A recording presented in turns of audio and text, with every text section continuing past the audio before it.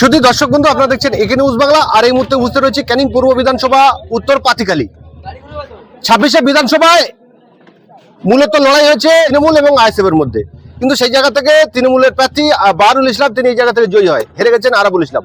আরাবুল ইসলাম হেরে যাওয়ার পরেও প্রায় প্রতিদিন তিনি ক্যানিং পূর্ব বিধানসভায় আসছেন, মানুষের সঙ্গে দেখা করছেন, কর্মী সভা করছেন, জনসভা করছেন, পার্টি অফিস উদ্বোধন করছেন। আরেকদিকে বাহারুল ইসলাম তিনি জেতার পরেও রেজাল্ট আউট হওয়ার পর থেকে বাহারুল ইসলামকে আর ক্যানিং পূর্ব বিধানসভার মানুষ আর দেখতে পায়নি। আরেকদিকে আমরা দেখলাম যে ঠিক রেজাল্ট বাড়ানোর পরে ভারতীয় জনতা পার্টি অর্থাৎ বিজেপি সরকারে আসার পরে 26শে বিধানসভায় পালা পরিবর্তন হওয়া অর্থাৎ বিজেপি ক্ষমতায় আসার পরে ক্যানিং পূর্বর বিজেপি নেতা হিসেবে পরিচিত অলি পেয়াদা তিনি কিন্তু সক্রিয় হয়ে ওঠেন। অলি পেয়াদা নিদান দেয় যে ক্যানিং পূর্ব বিধানসভায় সিপিএম বা আইএসএফ এর কোনো পতাকা ফেস্টন মারতে দেওয়া হবে না।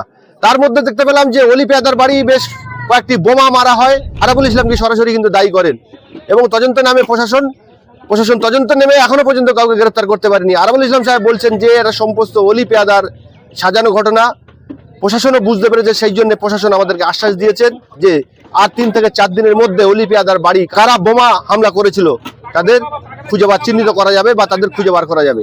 আরাবুল ইসলাম সাহেব আজকে উত্তর পাতিখালী এসে তিনি ঠিক কি মন্তব্য করলেন শোনাব আপনাদের। যে হারার পরেও দেখছি আপনি ক্যানিং পূর্ব বিধানসভায় একের পর এক পার্টি অফিস উদ্বোধন করছেন, প্রায় কর্মী সভা করছেন, জনসভা করছেন, সামনে উদ্দেশ্য কি আছে?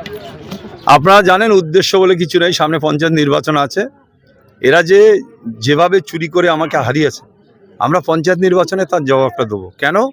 যে মানুষ কাদের পক্ষে আছে আর কাদের পক্ষে নেই, এইটা দেখার জন্য আমি সর্বত্র মিটিং করছি। আমি আজকের 3টে পার্টি অফিস উদ্বোধন করেছি, এখানে মিটিং করেছি, ওখানে আরেকটা কালিকাতলায় একটা মিটিং করেছি। আমরা সকাল থেকেই সেই বৃষ্টি মাথার পর থেকেই আমরা কন্টিনিউ প্রোগ্রামগুলো করছি। আমরা চাই ক্যানিংয়ের সার্বিক পরিস্থিতি, যিনি এখানকার এমএলএ ছিলেন, যিনি দুবারের এমএলএ, তার আগে ওনার দলেরই লোক এমএলএ ছিল। এই ক্যানিংয়ে কোনো উন্নয়ন হয়নি, এই ক্যানিংয়ে কোনো গরিব মানুষের সুযোগ সুবিধা পায়নি।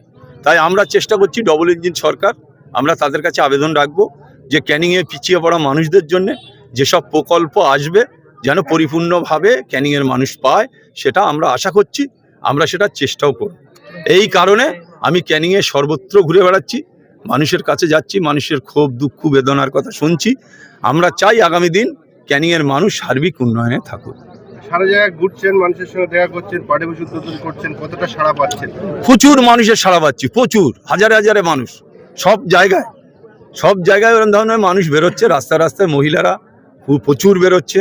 সবার সাথে কথা বলছি, নেমে তাদের সাথে দেখা করছি, এটাই হচ্ছে আমার কাজ। আর আমি একটা কথা বলবো, যে সন্ত্রাস এখানে হয়েছে, যে অত্যাচার হয়েছে, যেভাবে এখানকার মানুষ বঞ্চিত, আমি অন্তত চেষ্টা করব সেই বঞ্চিত থেকে রুখা, তারা যাতে সুযোগ পায়। ক্যানিং পূর্বর বিধায়ক গ্রেপ্তার হয়েছে, এনআইএ তাকে গ্রেপ্তার করেছিল। আমরা দেখেছিলাম যখন ভাঙড়ে তার টিকিট দেওয়া বলে ঘোষণা করেছিল, বহু মানুষ জীবনতলায় আন্দোলন করেছিল, এমনকি করেছিল জীবন দিয়ে দেবো। আজকে কিন্তু তার হয়ে কেউ কথা বলছে না, একটাও কথা বলছে না। জীবন দিয়ে দেওয়া যেমন তেমন, তারা জীবন লে কোথায় পালিয়ে এসে লুকিয়ে আছে। তারা শওকত মোল্লার জন্যই বলেছিল, মাতচরের জন্য, যে আমরা জীবন দিয়ে দেবো। তাদের জীবন তারা নিয়ে কোথায় শুয়ে আছে সেটা খুঁজে আমাদের পরবর্তীতে বের করতে হবে। ক্যানিং পূর্বের বিধায়ক শওকত মোল্লার এলাকার মানুষ, বেশ কিছু মানুষ তাকে সমর্থন করছেন যে খুব ভালো মানুষ, আবার বেশ কিছু মানুষ তার বিরুদ্ধে বিস্ফোরক মন্তব্য করছেন। একটা কথা হচ্ছে, যারা ভালো মানুষ বলছে তারা ওদের আত্মীয় স্বজন হবে, অন্য কেউ একটাও সাধারণ মানুষের হয়ে কেউ কথা বলবে না। কেন? ও যা অত্যাচার করেছে, মানুষের শুধু জুলুম নয়, মানুষের বুকের অন্ন পর্যন্ত কেড়ে খেয়েছে। ওটা যারা করছে, আমি আবার বলবো, তারা তৃণমূলেরও লোক নয়, আইএসএফেরও নয়, তারা ওর আত্মীয় স্বজন যারা, তারা এটা বলছে। ক্যানিং পূর্বে পূর্বতন লড়াই ছিল আইএসএফ এবং তৃণমূলের মধ্যে। আমরা দেখলাম যে 4 তারিখের পরে আবার নতুন একজন আবিষ্কার হয়, তার নাম অলি পেয়াদা, তিনি বিজেপির নেতা। একটা ব্যাপার বলি, যে যারা তৃণমূল করতো, তারা ওদের সাথে যোগ দিয়ে আইএসএফ এর সাথে লড়াই করতে চাইছে। তৃণমূল সামনে ফেস দেখাতে পারছে না। তৃণমূলের কোনো নেতৃত্ব এখনো পর্যন্ত ক্যানিং পূর্বে বেরিয়ে কোনো বাজারে যাবে বা কোনো দোকানে যাবে, বসে চা খাবে, সেই মানসিকতা নেই। কেন? এখানকার মানুষ ধরলে পিটিয়ে হাড়মাড় গুঁড়ো করে দেবে, সেই ভয়তে তারা বেরোচ্ছে না। এখন বিজেপি ঘোলা জলে মাছ ধরার চেষ্টা করছে।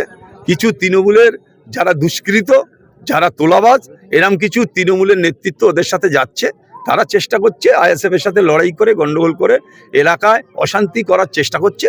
আইএসএফ সেইভাবে তাদের ফাঁদে পা দেবে না, আর লড়াই করতে হলে আমরা লড়াইয়ে প্রস্তুত আছি। অলিপিয়াদা তার বাড়িতে বোমা মারা হয়েছিল, সরাসরি অভিযোগ করেছিল আপনার দিকে। জীবনতলায় আইএসএফ বেশ কয়েকজন কর্মীকে তিনি সেই মামলা দিয়েছেন, তারা জামিন নিয়ে এসছে। বর্তমানে তিনি পার্টির থেকে হারিয়ে গেছে, খুঁজে পাওয়া যাচ্ছে না, কি বলবেন? একটা কথা হচ্ছে শুনুন, শওকত মোল্লা এর আগে করেছিল, আপনারা জানেন পোলেরহাটে 12খানা গাড়ি আছে ওনার সাথে ওনার সামনে নাকি বোম মেরেছে, জামারে বোম মেরেছে। তারপরের দিন ফের হাই সিকিউরিটি পেলো। তা অলিপিয়াদা সেইটা করার চেষ্টা করেছিল, কিন্তু প্রশাসন দেখেছে যে ওটাও সাজানো ব্যাপার, সেটা প্রশাসন চেপেও গিয়েছে। আজকেও আমি ওসির সাথে কথা বললাম ওই কেসটার ব্যাপার নিয়ে, বলে সাহেব ওটা তদন্ত চলছে। তা কি তদন্ত হবে আর কি বেরোবে সেটা আমরা জানি, সেটাও বুঝতে পারা যাবে। অলিপিয়াদার মা যখন এই বাড়িতে বোমা পড়েছিল, তিনি কান্নায় ভেঙে পড়েছিলেন, তিনি বৃদ্ধ মানুষ। একটা ব্যাপার হচ্ছে মহিলারা সবসময় দুর্বল, তারা মায়ের মতো বয়স্ক মহিলা। একটা বোম কেন, একটা বড় অ্যাটম ফাটালেও তারা ভয় করে। সেখানে বাঁধা বোম 10টা 12টা পড়েছে, তার মানে আপনি বুঝতে পারছেন যে একটা বিশাল আওয়াজ হয়েছে, ঘরের উপরে আঘাত হতে পারত, কিন্তু হয়নি। তফাতে মেরে এটা বোঝানোর চেষ্টা করেছে যে আমার উপরে আক্রমণ, আমি 1:15 অলিপিয়াদার বাড়ি আসছি বোম মারতে, আমার নিজের সিকিউরিটি নিয়ে আমি ওর বাড়ি আসছি বোম মারতে। এই সাজানো ঘটনা যারা করবে তারা কিন্তু আস্তে আস্তে শেষ হতে থাকবে। প্রশাসন তাদের খুঁজে বার করতে পারছে না। প্রশাসনের কাজ করছে, আপনারা একটু ওয়েট করুন, তারপরে প্রশাসন নিশ্চয়ই প্রশাসন কাজ করতে পারবে। যারা এই বোমা মেরেছিল অলির বাড়িতে, যদি অলির লোক হয়, প্রশাসন তাদের খুঁজে বার চেষ্টা করছে, হবে। আপনার 2-4 দিনের মধ্যে বুঝতে পারবেন যে কারা বোম মেরেছে আর কার লোক, সেটা বোঝা যাবে। তৃণমূলের ছোট থেকে বড় নেতা বলেছিল নওশাদ সিদ্দিকী বিজেপির দালাল, আজকে দেখা যাচ্ছে তৃণমূলের সবাই ছোট থেকে বড় নেতা সব বিজেপির লাইন দিচ্ছে। এটা শোনো, এটা একটা ব্যাপার হচ্ছে, ওরা এতদিন লুট করেছে, তো এখন দেখছে যে মার্কেটে উঠতে পারছি না, তাহলে কোনো না কোনো কেউ যদি বিপদে পড়ে খড়কুটো ধরে বাঁচার চেষ্টা করবে, তো ওরা সেরকম একটা খড়কুটো ধরে বাঁচার চেষ্টা করছে। তৃণমূল সরকার বলতে কংগ্রেসের সাথে মার্চ হয়ে যাবে, কি বলবেন? এইসব নিয়ে আমার কোনো বক্তব্য নেই। ওই দলটা জাহান্নামে গেলেও আমার কোনো বলার নেই, যা হবে ওরা জাহান্নামেই যাক। 242 নাম্বার বুথ, এই বুথে প্রাইমারি স্কুলের যে টাকা এসেছিল এবং টিএমসির বুথ সভাপতি এবং পঞ্চায়েত সদস্য এরা কাজ করতে দেয়নি। মাস্টারদের রিপোর্ট, মাস্টাররা বলেছে যে এরা কাজ করতে দিচ্ছে না, যত টাকা এসছে ওরা টাকা মেরে দিয়েছে।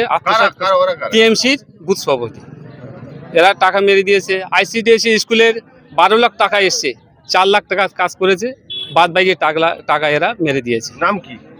বুথ সভাপতি, টিএমসির বুথ সভাপতি। নাম কি? তার নাম কি? মধু আছে এবং আইব আলী সর্দার আছে এবং গদিল পুরকাইদা। এখন কি চাচ্ছেন আপনারা? এখন আমরা চাইছি যে এই যে দুর্নীতিগ্রস্ত হয়েছে, প্রাইমারি স্কুলের 10-এর সব ছেলেপুলে পড়ে, সেই জায়গায় যদি এরকম দুর্নীতি হয়, তাহলে এই সব বাচ্চা কাচ্চা ভবিষ্যতে জীবনটা নষ্ট হয়ে যাবে। এই জায়গায় চাইছি যে স্কুল ভালোভাবে প্রাইমারি স্কুল হোক। বাথরুমে মাস্টাররা যেতে পারছে না, সেখানে মশা তৈরি হচ্ছে, ছেলেদের অসুখ হচ্ছে, এইগুলো আমরা পরিবর্তন করতে চাই। আইসিডি স্কুল বাচ্চারা এরা রিপোর্ট দিচ্ছে এই দিদিমণি যে এত টাকা এসে, অথচ ওই স্কুল অস্থায়ীভাবে পড়ে আছে, স্কুল কোনো মেরামত হয়নি, কিছু হয়নি। 4 লাখ টাকা খরচা করেছে, বাদ বাকি টাকা আত্মসাৎ করেছে টিএমসির বুথ সভাপতি। এই স্কুলের মাঠে থেকে মাটি তুলেছে, এখান থেকে মাটি তুলে স্কুলের মাঠ, সেখানে মাটি নিয়ে চলে গেছে, সেখানে কথা মাস্টাররা রিপোর্ট দিয়েছে, সে কথা নেয়নি, জোর করে গায়ে জোর করে নিয়ে গেছে, বলেছে যদি তোমরা বাড়ি দাও তোমাদের মানে আমরা ব্যবস্থা করবো।